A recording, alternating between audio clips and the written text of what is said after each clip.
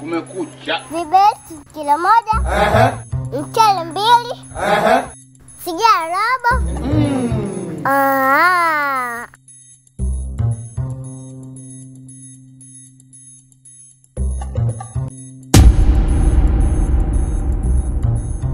Unajua ndugu yangu, nilimisi sana Tanzania. Kule Malawi nilipokwenda, yani hakuna mambo ya Ulaya kama yaliyokuwepo hapa Tanzania ndugu yangu. Amini kwamba hii nchi yetu tunaizalau basi tu. Ni kweli kabisa. Lakini ndugu yangu, safari imechelewa sana. Yani miezi 3 yote hiyo. Unajua watu wengi wanashindwa kutofautisha na kuelewa hili swala. Unajua hii biashara yetu ya kusafirisha mizigo hii na magari. Kwa mfano, ukifika kule Kongo na mzigo wako au ukifika Malawi, yani huwezi kurudi huku mpaka ule mzigo uzike. Na mbaya zaidi utakuta kuna wenzio ni mizigo kama yako wako pale wanasubiri wamekaa foleni. Kwa unajikuta unakaa foleni mpaka akili na kukaa sawa. Wewe unafikiri kwa nini tunachelewa? Kweli. Kweli kabisa.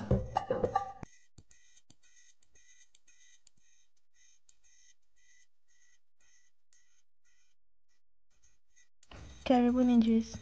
Asante sana. Asante sana. Jamani, mimi niko jikoni naandaa. Mke wangu, angalia katika kuandaa kwako usinike pilipili bwana, si unajua mimi silagi. Jamani, yana hadi leo bado unaogopa pilipili. Sasa wewe na mtoto wako Naira mna tofauti gani? Sasa pilipili mia nini? Kitu kinawasha mdomo unakuta ladha yote ya chakula inapotea, kinabaki miwasho tu. Mimi ya nini kitu hicho? Ya nini mimi? Usinike pilipili yako bwana. Bwana.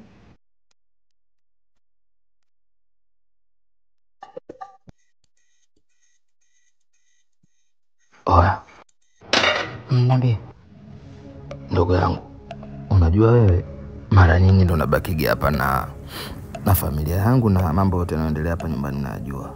Sasa nataka uniambie, je, kipindi mimi nikiwa nasafiri katika miezi yote 3 au mengine 6 nikiendaga kule, hakuna njemba yoyote ambayo inamendea mke wangu au hujapata taarifa yoyote au kwamba labda ananichiti au ananifanyia mambo ya ajabu?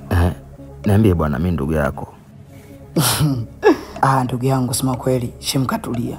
Yani ana kona. Hilo nakuthibitishia kabisa. Kweli sio unanijaza hapo namtetea shemu wako? Ndugu yangu, mimi nakuthibitishia kwa sababu wewe ni rafiki yangu sana. Tena zaidi ya rafiki yangu, yani ni kama ndugu sasa. Kwa hiyo ningeona shemu tu kama anakona kona. Mimi ningekusanua mapema sana. Basi kama ni hivyo anakuwa ni baa.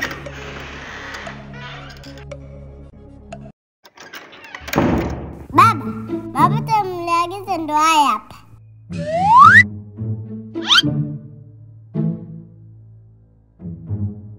Maputo? Ndio, lakini si ya Msumbiji.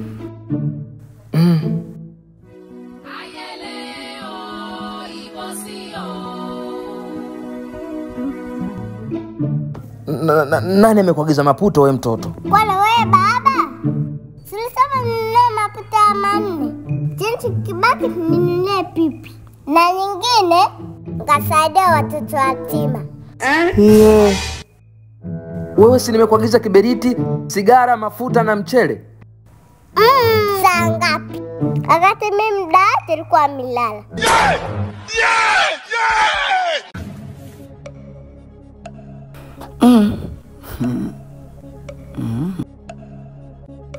Naila, uko sawa kweli?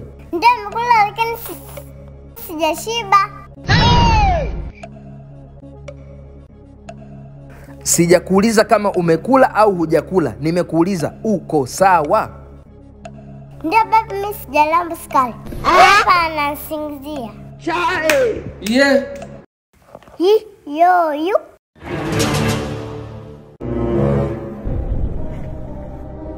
Mama Naila. Abe. Mjo.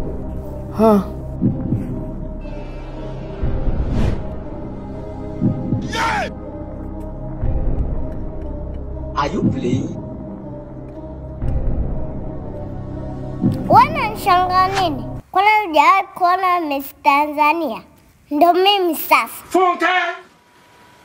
Funke! Apate. Apate.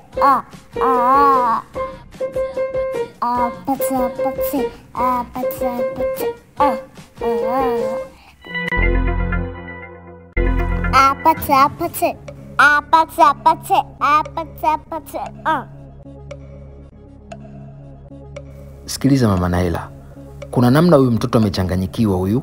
Yaani anaongea vitu ambavyo havieleweki. Wangu, mwanangu amepatwa na nini? Nipata najua.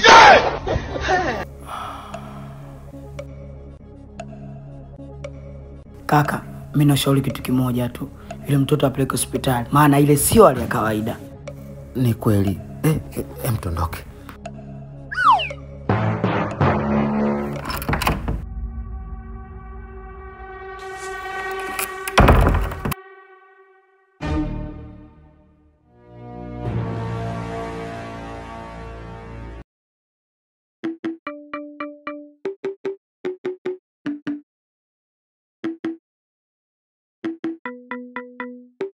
Ingieni.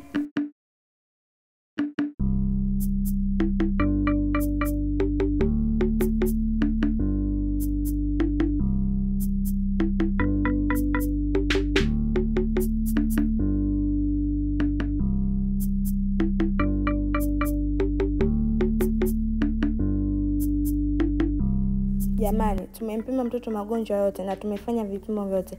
Lakini inaonekana mtoto hana gonjwa lolote na yupo sawa kabisa. Kuna kitu kimoja hujapima. Kumekucha. Kitu gani mtoto mzuri? Oi.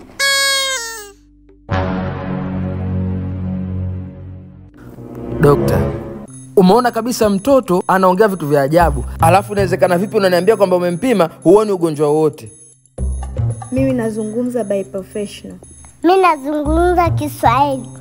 Dokta, hebu angalia hata na wewe. Mtoto amechanganyikiwa kabisa huyu.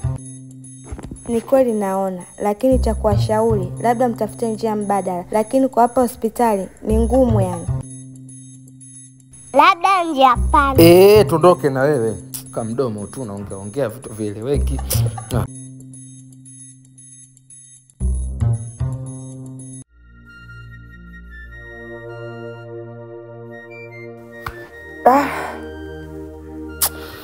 Ndugu yangu, mimi na ushauri mmoja tu. Kwa hili tatizo hili sio la kawaida. Mimi naona bora huyu mtoto huyu tumpeleke kwa mganga kienyeji.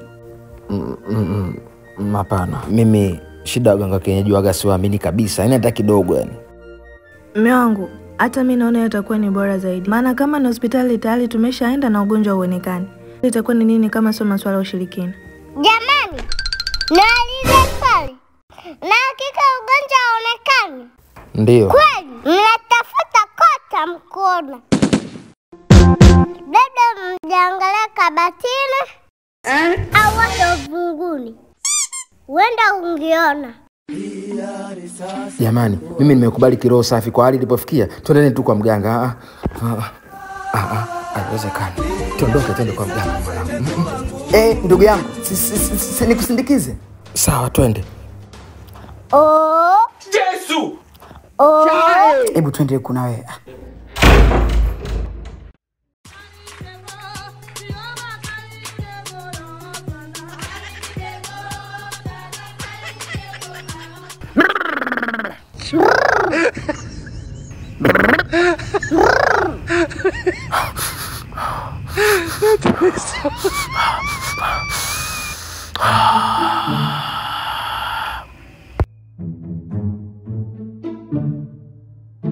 Nani baba wa mtoto? Mimi hapa mimi. Na huyu ni nani? Huyu hapa ni rafiki yangu ambaye kwa sasa amekuwa kama ndugu, na hata kipindi ambacho mimi nakuwa nasafiri kwenye kazi zangu kwa muda mrefu, yeye ndo huwa anakaa na familia yangu na kulinda na kufanya kila kitu.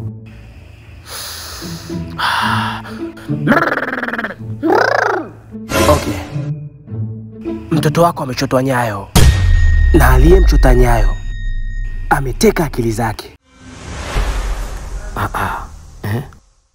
Usistuke kijana. Usistuke. Lipo lingine kubwa zaidi ambalo nikikwambia ndo litakustua sana. Lipi hilo? siwezi kukuambia sasa hivi. Nenda nyumbani, alafu kisha kesho urudi peke yako. Nitakueleza. Sawa sawa.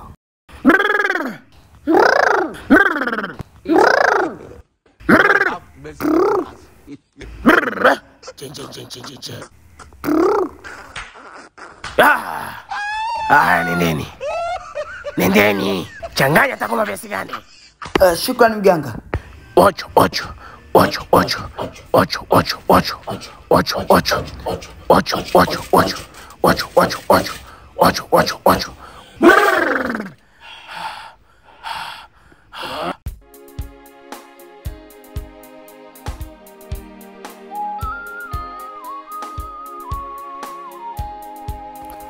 Usijali familia, mtoto atakuwa sawa tu.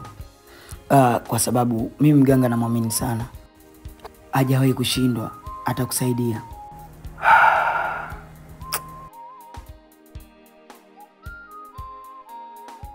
Naamini hivyo ndugu yangu.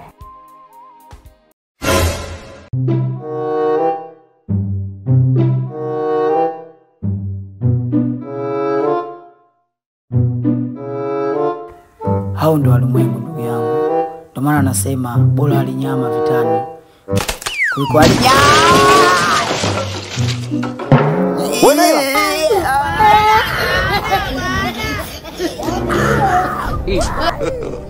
God have mercy upon us.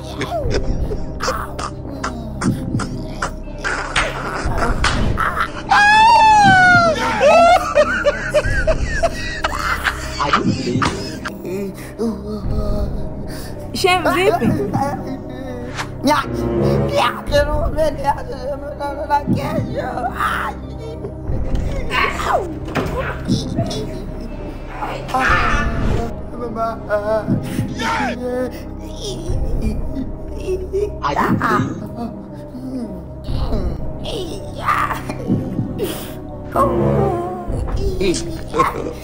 God have mercy upon us.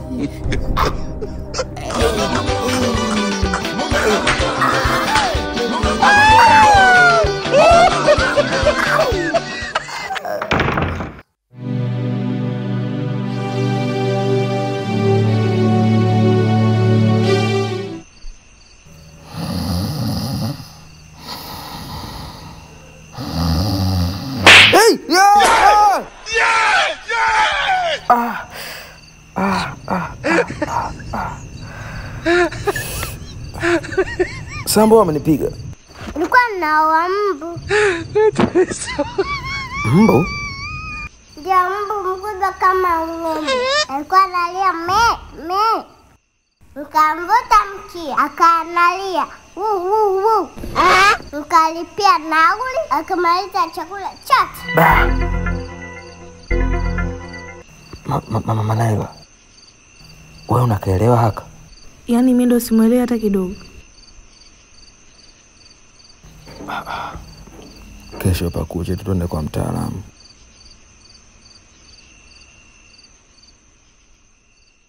Aya, tulale mama.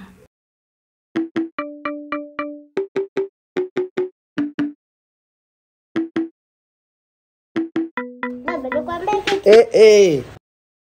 Utaniambia kesho lala.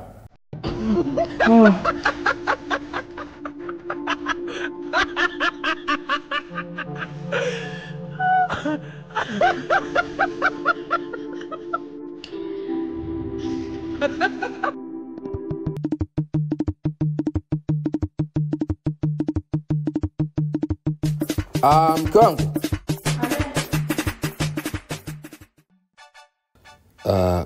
Sasa mimi ndo naelekea kwa mtaa. Karibu.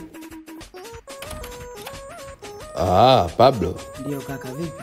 Karibu sana. Sasa ndio ulikuwa unataka nikupigie sasa hivi. Nilikuwa na safari ya kwenda kwa mtaalamu. Ungechelewa dakika 2 tu usingenikuta. Asa sikiliza. Mimi naenda kule kwa mtaalamu kushughulikia swala la dogo. Wewe ni mtu pekee ambaye anakuamini. Naomba unitizamie familia yangu, na kubwa zaidi kuhusu Naila. Naomba mtizame sana. Kwa sababu wale mke wangu mwenyewe unaiona. Mtizame sana Naila. Usijali kaka kuhusu hilo. Pamoja sana rafiki yangu. Baadaye basi. Bye.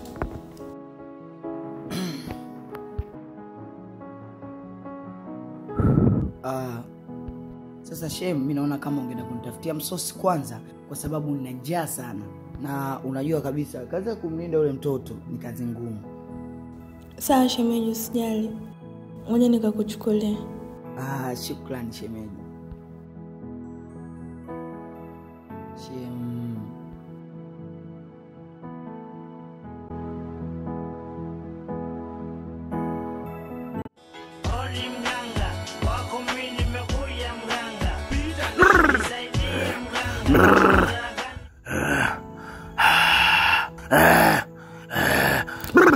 Mtaalamu uliniambia kwamba kuna shida kubwa sana tofauti na hiyo ya mtoto wangu kuchotwa nyayo.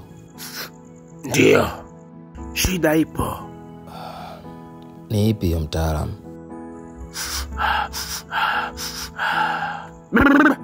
Wewe mkeo si mjamzito? Ndio, ni mjamzito.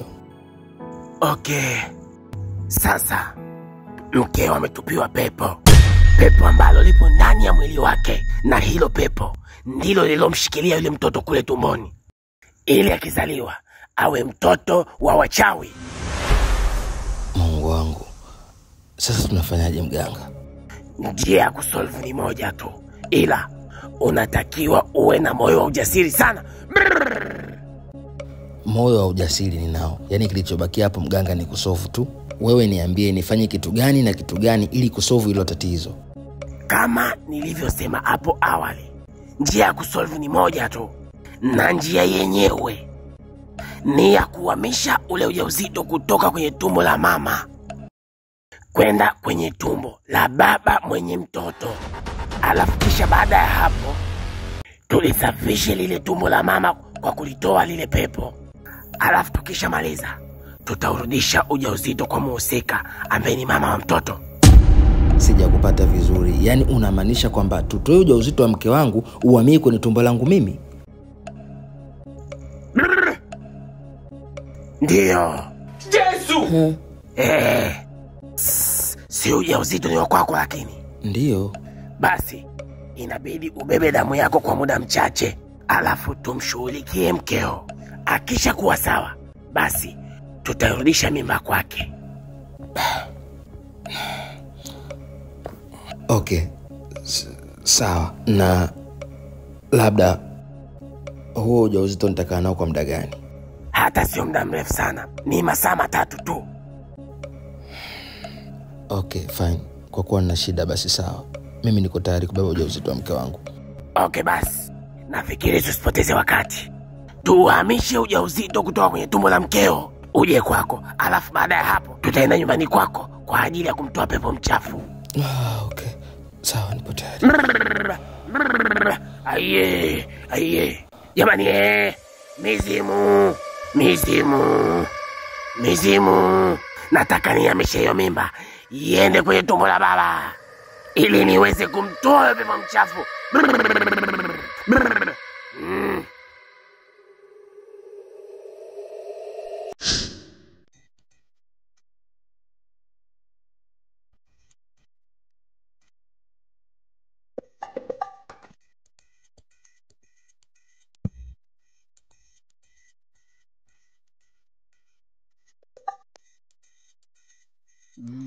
Mjua nasema, yaani katika maisha yangu chakula pendwa ni hiki. Umejua kuikosha roho yangu. Kweli? Sana. Yaani sema umewin sana. Yaani napenda chips kuliko kitu chochote duniani hapa. Nataka muhamishe huo ujauzito wa huyo mwanamke kwenda kwenye tumbo la baba sasa hivi. Mizimu.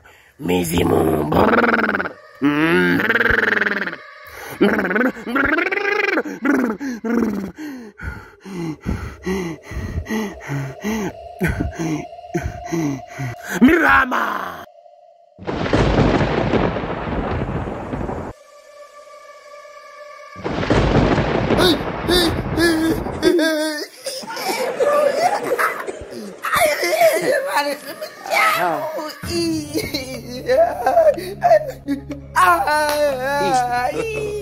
God have mercy upon us. Nahisi uchungu.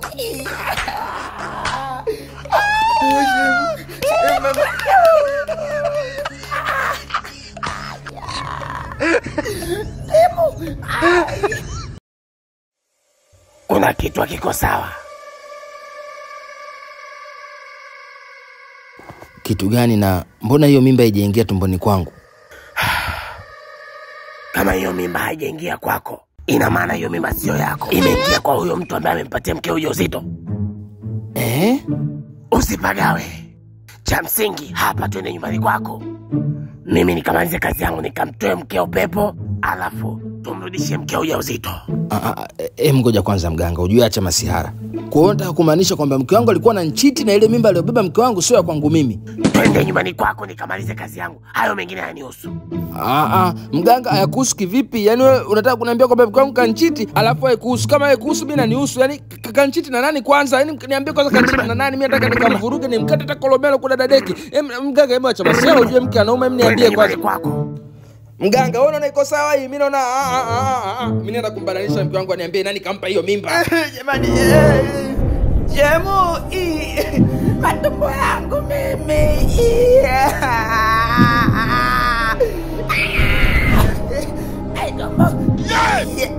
Zara, jamani, mimi nima. Ayu.